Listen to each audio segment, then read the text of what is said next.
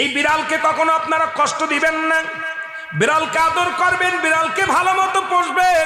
বিড়াল যদি কোনো জাতির জন্য দোয়া করে, কোনো গৃহস্থর জন্য দোয়া করে, ওই সংসারের মধ্যে উন্নতি শুরু হয়ে যায়। ওই সংসারের মধ্যে আর এক নাম্বার হলো, যে ঘরে বিড়াল থাকে সেই ঘরে জিন আসতে পারে না, জিন বাস করতে পারে না।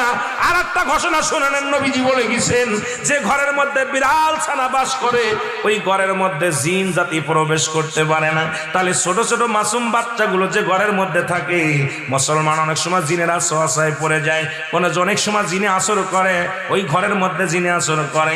যে ঘরের মধ্যে বিড়ালকে আদর করে বিড়াল থাকে, ওই ঘরের মধ্যে বিলাই বিড়াল বিড়াল বিলাই বিলাই, এইটা যার ঘরের মধ্যে আছে এই ঘরের মধ্যে দুষ্ট জিনেরা আসতে পারে না। জোরে জোরে চিল্লায়া বলা যাবে না মারহাবা।